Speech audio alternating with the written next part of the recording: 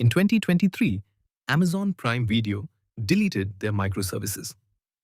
They took the architecture the entire industry calls modern, tore it down, and replaced it with the one thing every engineer is trained to apologize for: a monolith. Their cloud bill dropped 90%.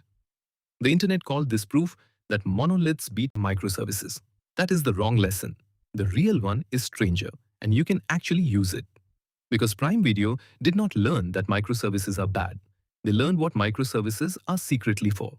And it has almost nothing to do with performance. It has almost everything to do with people. Stay with me. You will never read an architecture diagram the same way again. A frozen frame. Audio drifting half a second out of sync. A smear of pixelation right as the scene gets good. You notice it in the first 3 seconds, and you blame your internet. Prime Video's job is to catch all of that before you ever see it. Not on some streams, on every stream, in real time. Picture a taste tester standing at the pass of a kitchen, checking every single dish before it goes out. Now imagine that kitchen is serving thousands of dishes at the same moment. Here is how the checking works. You take in the media, you run it through defect detectors, each a small algorithm trained to catch exactly one kind of problem. Then you gather the results and decide whether to raise an alarm. One stream is easy, but Prime Video runs thousands of concurrent streams. Each has multiple tracks. Each track passes through multiple detectors. Stack all of that up, and you're running hundreds of thousands of checks every second. Fast, reliable, cheap enough to run on everything, not just the flagged ones. Hold on to those 3 words. They decide the whole story. When the team built this, they reached for the architecture everyone reaches for: microservices. Every piece became its own service. Media conversion, one service. Each defect detector, its own isolated Lambda function. And the job of deciding what runs when was handed to AWS step functions. Go back to the kitchen. This is the equivalent of taking your chopping station, your stove, and your plating station, and putting each one in a separate building across town. Every dish now gets couriered from building to building. On a slide, it looks fantastic. Everything is decoupled. Everything scales on its own. It is textbook. Then it met production. Every stream meant data hopping between services over the network. Each detector called the next through an API. Step functions saved its progress at every step. And S3, Amazon storage service, quietly became the courier van. Data written to S3, read back, written again, read again. For every segment, across thousands of streams, all day, forever. The architecture was flawless. The kitchen, it turned out, was spending its entire day couriering cold food across town. 2 things broke. They look like the same problem. They are not, and confusing them sends you to the wrong fix. Problem 1. Cost. Step functions charges you for every single step it tracks. At small scale, you never notice. At thousands of streams, each with dozens of steps, that number stops being a line on a bill and turns into a meeting with the finance team that nobody wants to attend. Then add S3. Every read, every write at this volume costs real money. The kitchen was paying the courier on every trip all day, across thousands of dishes. The architecture had been almost lovingly optimized to spend money at every step. The cost was painful. The next problem made it fatal. Problem 2. The ceiling. Every Lambda had its own resource limits. Moving video between them meant packing it up, shipping it over the network, unpacking it on the far side. Video is big. The tax got charged at every hop. So when the team tried to grow, the architecture pushed back. More streams, more detectors, more couriers, more cost. This was not a bug they could patch. This was the design itself, working exactly as designed. So here is the question that unlocks everything. Why do separate kitchens, separate buildings, separate everything ever make sense? The answer is not speed, it is people. Microservices were invented for one reason: to let large numbers of teams work without tripping over each other. 100 teams, each owning a service, each shipping on its own schedule, never waiting on anyone else.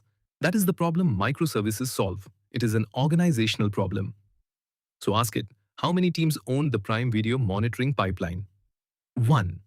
One team, one code base, one pipeline where every part had to move in lockstep with every other part. There was no army of teams to keep apart. There was a single cook running a single kitchen who had been handed 100 separate buildings.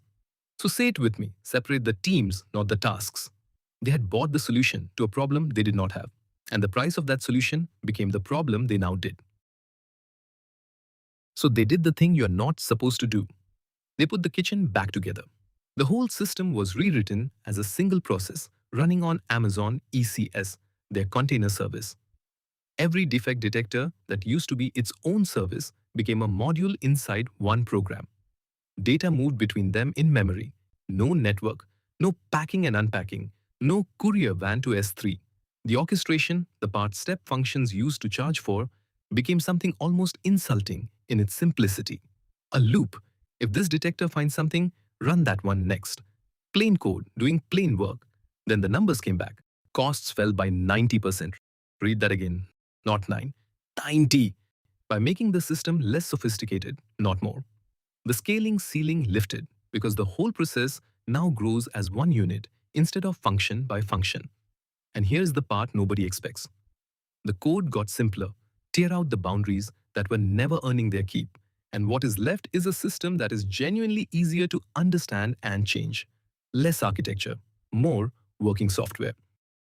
Here is why this blog post detonated the way it did. The engineers reading it did not feel proud. They felt caught. For 15 years, the story has been simple. Monoliths are the past. Microservices are the future.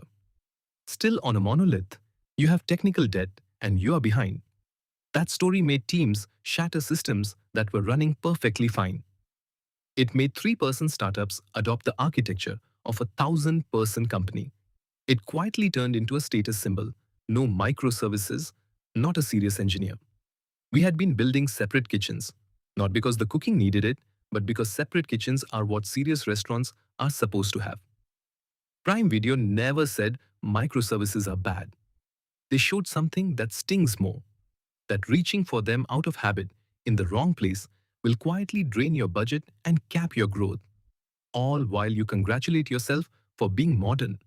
The architecture on the conference stage belongs to the company on the conference stage. It was never a promise to you. So what do you actually do with this on Monday in your own code base? Picture the moment. You're in a planning meeting and someone says the magic words. We should break this into microservices. Before anyone nods, ask 3 questions.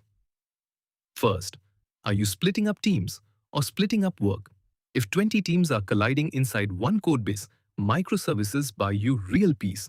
If it is you and 2 others on one pipeline, you're about to build separate kitchens for a single cook. Second, is your data naturally apart or naturally together? A feed pulling from 20 independent sources is already apart.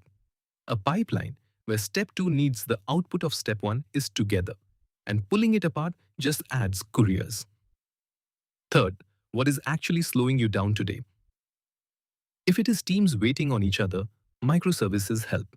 If it is latency and cost inside a single flow, a monolith will quietly win. Notice that none of these ask what is fashionable. They ask what is true. That is the whole skill. Not knowing the trendy answer, knowing which question you're actually answering. Remember where we started. Did Amazon prove that monoliths beat microservices? No. They proved something far more useful. That microservices were never really about performance. They're about people. About letting many teams move without crashing into each other. Hand them a single team and a tightly coupled pipeline, and all that is left is the cost, with none of the benefit. The engineers who first built it were not foolish. The ones who tore it down were not rebels. They simply measured, found the truth, and matched the architecture to the problem in front of them. No ego, no trend, just the job, done correctly. So before your next big rewrite, ask the only question that really matters. Are you separating teams? Or are you separating tasks that were always meant to work together? Get that one right, and the architecture takes care of itself. If this is the kind of thinking you want more of, subscribe. New breakdown every week.